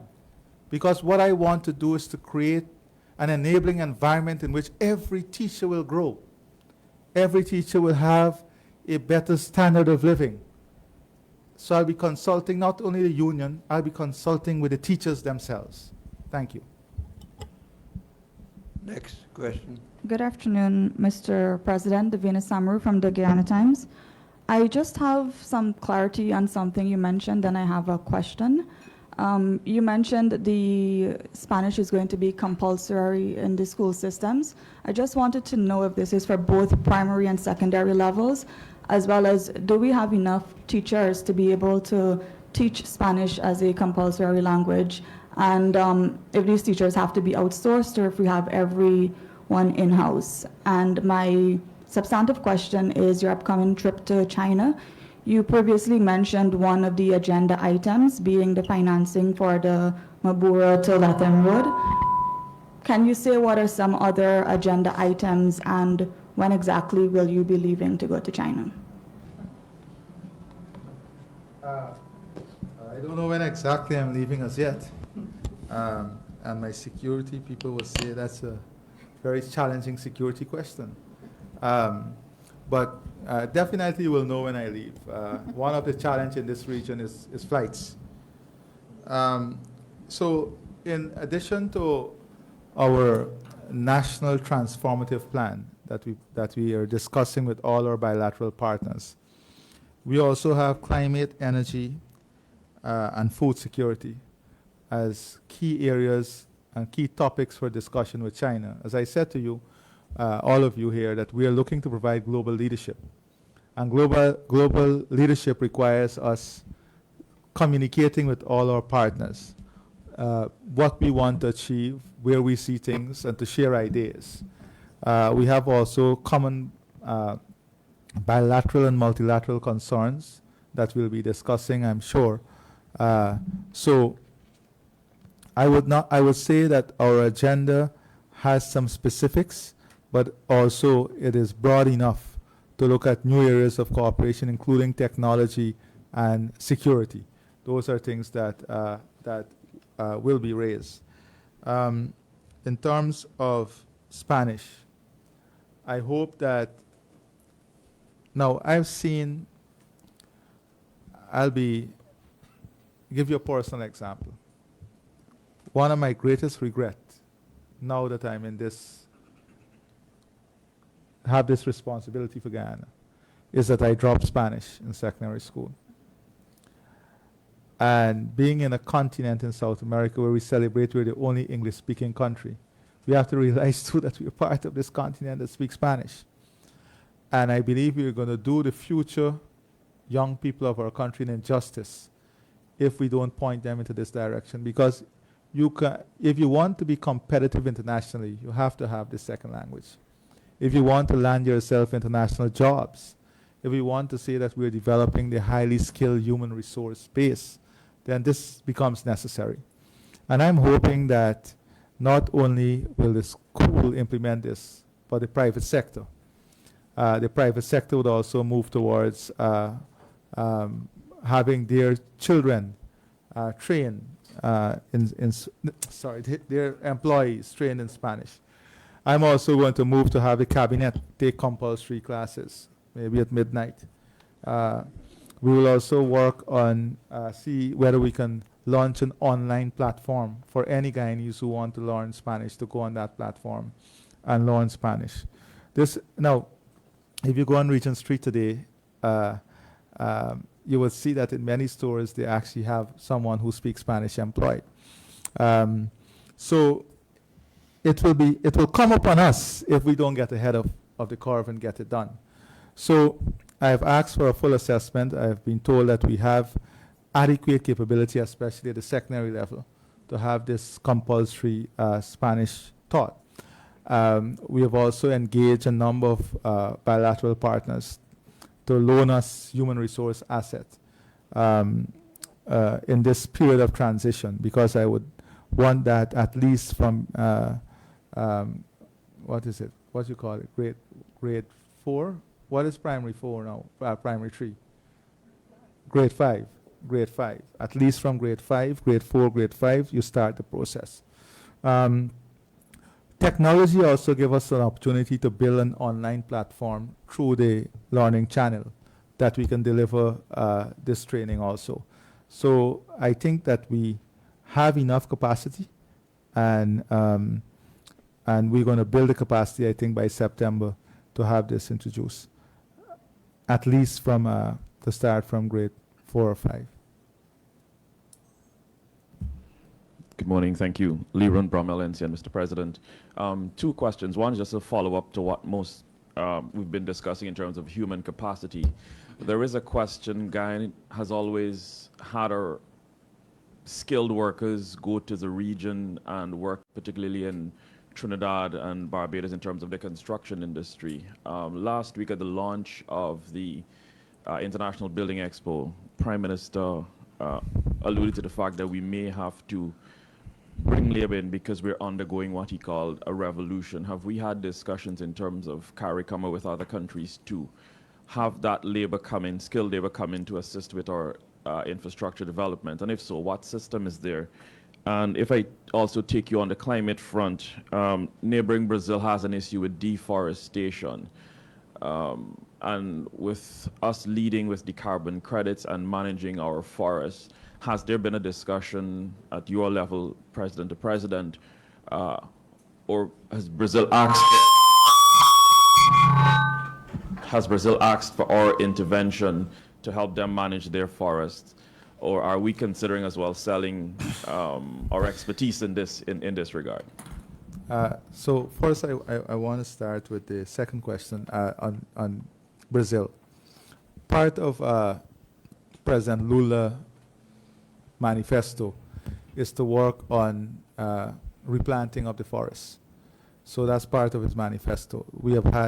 I've had the opportunity to have extensive discussions with President Lula on joint programs, and including climate and the forests. So we are ready not only to offer support to Brazil and to work together with Brazil, but we have offered this support to CARICOM, Belize. We're working now in a leadership group in Commonwealth, because there are other countries in the Commonwealth with huge forest cover, to share our expertise. With Suriname, we have offered technical support because we see ourselves as being part of the solution and being part of providing that leadership in a very, very strong way. So yes, we're taking this very seriously. In the EU, for example, in my meeting with the president of EU, this is a main area. And we're going to launch a very aggressive program at COP28 on the lessons learned and the model that Guyana is using. And that model is gaining more and more momentum and traction because it has brought results with it. In terms of the skilled workers, one of the problems is that the region itself has shortages. So many countries in the region has tremendous shortage in skilled workers. But it's not only the skilled workers, it is skilled workers and it's the culture. And, as a country, we have to address issue with the brutal honesty, and because unless we can change the way we do things and understand that the circumstances require a new approach, then we'll not be able to increase the productivity.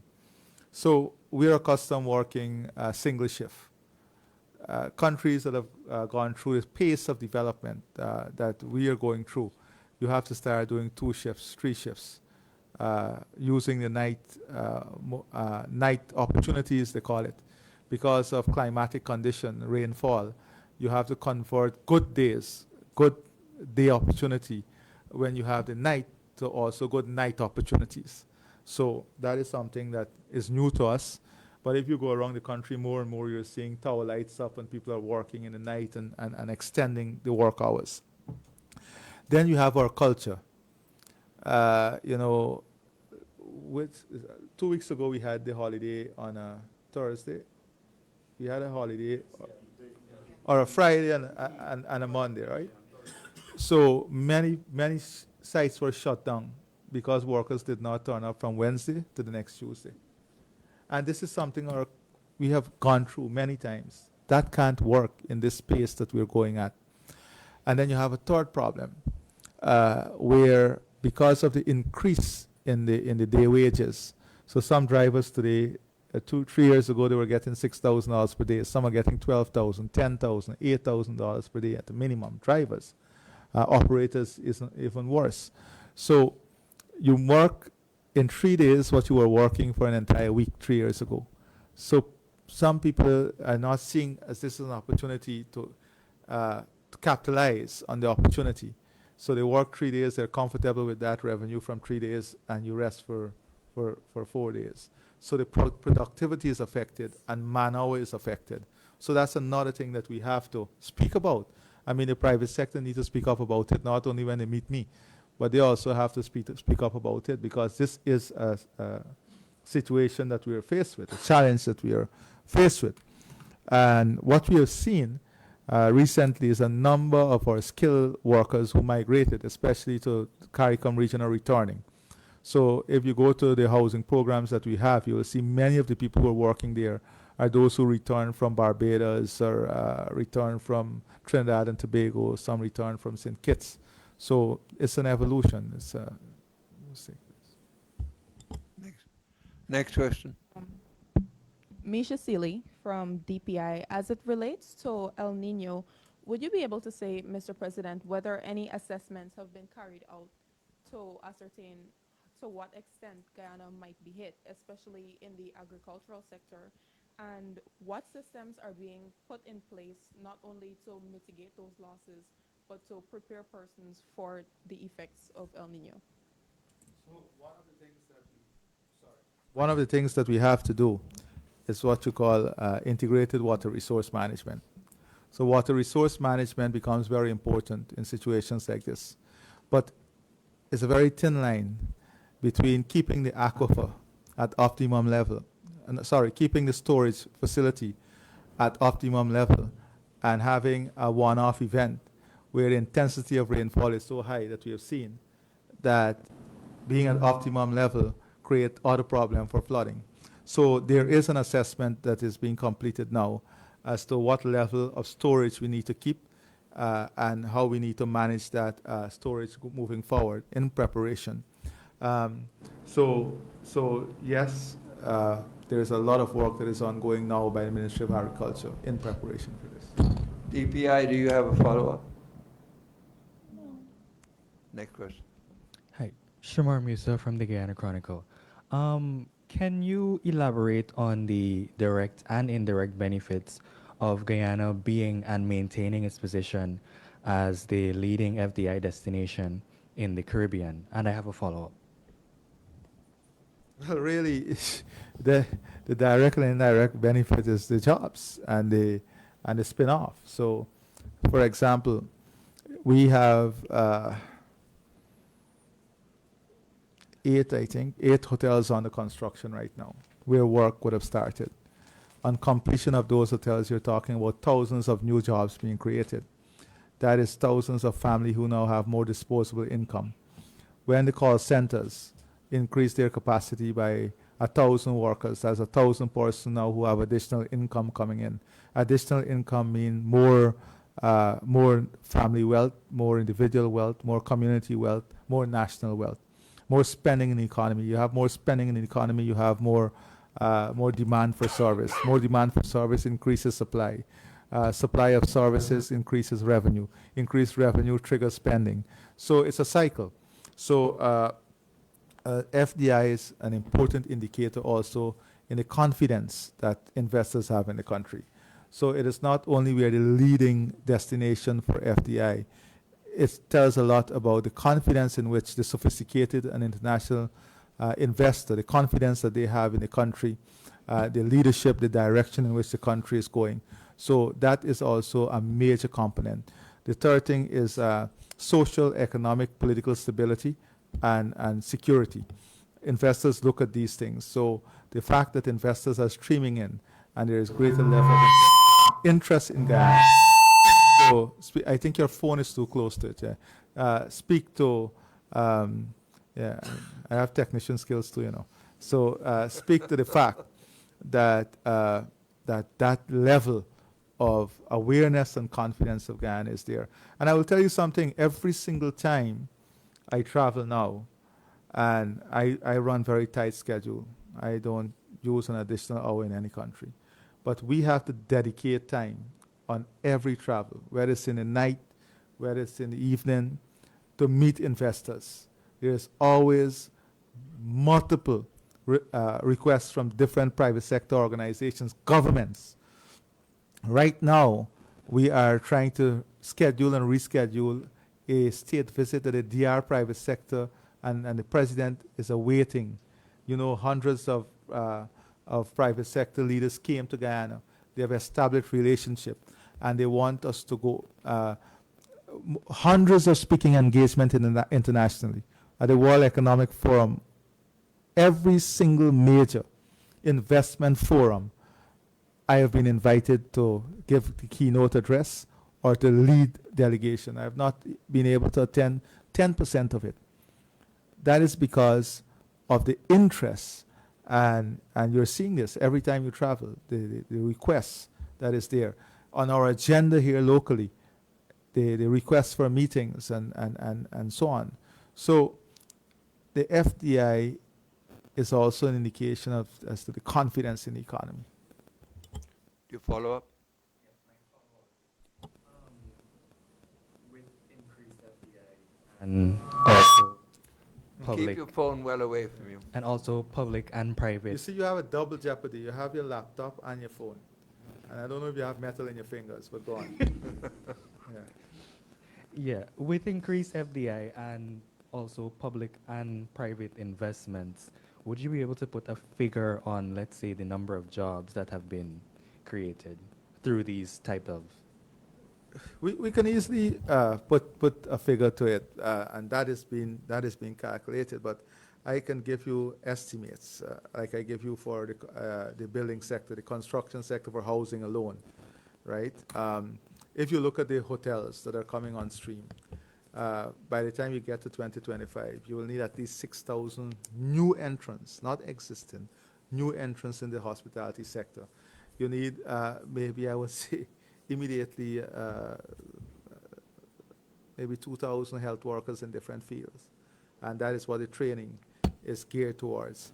Then you have a number of companies who tell you every day they're losing. Kiana, you hear this because you cover the sector well. A number of companies, local companies, are saying they're losing their workers to the oil and gas companies that are coming in. And some of these workers are the workers that are highly trained and highly skilled. When you look at companies that are in manufacturing, machining, industrial development. So if you look at the number of companies coming in specialized warehousing, tooling, fabrication, you know, all of these things generate employment. And that is why you're seeing a deficit in the system. The manpower pool has not been able to respond to the high levels of demand.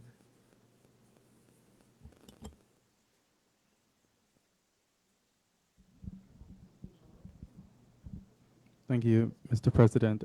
Kimal King, Oil Now. I would like to ask a question.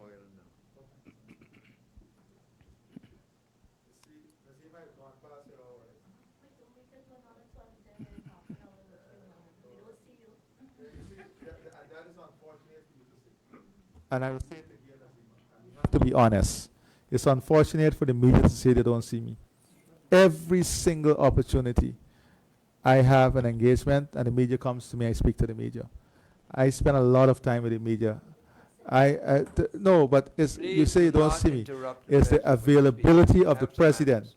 It's availability of the president to the media. And it would be very unfortunate if any media person here can say that the president is not available to you at any time you call. And I ask all of you here, Marcel, am I not available when I go out? You come to me with a question? Anytime. Look, young man from Starbucks News there. You come to me all the time. Any one of you, newsroom, anytime you guys are out there and you come to me. So, you know, you have to understand that societies and environment evolve.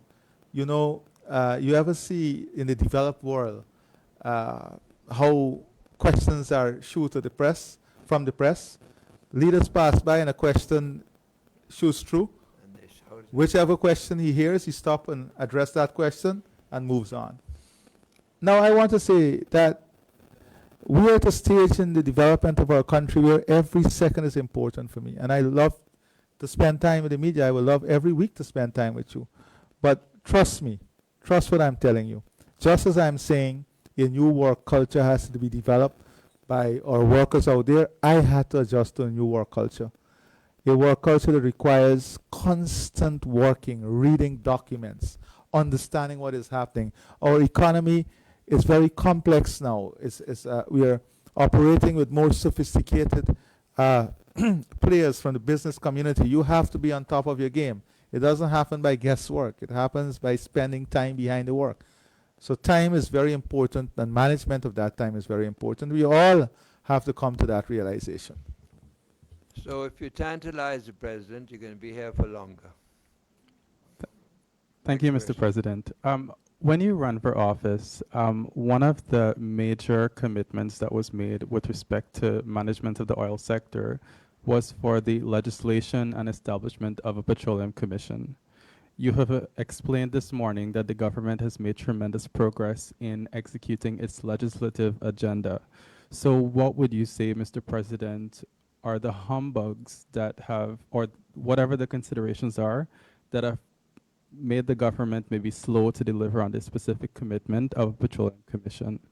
And I would have a follow-up. Well, I wouldn't say there are humbugs. There is complexity of what is needed. And the petroleum bill, you know, is a very outdated, the new bill has to be very comprehensive. It has to take a lot of new circumstances into consideration. It's very important that every stakeholder and every view is taken on board, so the bill will be one that is responsive of the whole national view that surrounds the sector itself. And I'm very sure and very confident that that process is ongoing at a rapid pace now, and we are committed to, and you will have that bill. Follow-up would be, do you believe that it's important in the early years of the oil sector in Guyana for you, the government, as in the political leaders, to have a strong arm beyond a policy-making level in the management of the oil sector? That's a very dicey situation. I don't believe that the government should have a strong arm in anything. Let me explain to you. The government has taken a deliberate step. And you mentioned when we campaign that we want high levels of transparency and accountability. That is why we have taken an arm's length approach in terms of many aspects, whether it's the sovereign wealth fund and different aspects of the industry itself. In many of the analysis, we sought international consultants to come in to advise us, people who have went through this, people who have the experience. So I don't see the government as taking a strong arm. And even in our normal course of business, I see government as a facilitator of growth and development. Government, you know, and that comes to ideological positioning. government should not be in the business of business. Government should be in the business of facilitating business, ensuring that your policies, your incentive, your systems are efficiently managed and help to create opportunities for businesses to grow and businesses to be established. So that I believe is the role. Next question. Amanda Marshall from MTV News Update. Mr. President, just a few weeks ago, you said that diplomatic missions have to be filled to accommodate bilateral relations with nations. Have those posts been filled? All the posts are not filled as yet, and I'm working to have these posts filled very, very, very soon. There are some very key posts. It's not only about ambassadors or high commissioners. This is about building teams. I spoke about military attaché in some areas that are critical now because of the level of presence of Guyana and improve and expanded bilateral relationship on security and our importance in terms of the regional security architecture. So that is why you will see even the structure in some of these missions reflecting the new approach. In some areas, you will have to look at a commercial arm because of the level of, you just spoke about increased FDIs, because of the structure of the relationship. So foreign policy is also a function of the growth and development of the country and where we're going. And you have the institutional mechanism has to be there to support that. Did you have a follow-up? Over there. Josiah Williams, NCN News. The EITI recently. No, NCN have been already. Okay. All right, thank you then. Okay. Did we cover everyone? No. There are two organizations here who have not asked questions. Do you want to ask questions? Fine. Then thank you very much. Thank you for your time. I'd like to conclude this press conference, and I'd like to thank you all for the patience you've shown and for asking some very relevant questions. Thank you very much. Thank you. And thank you, Mr. President.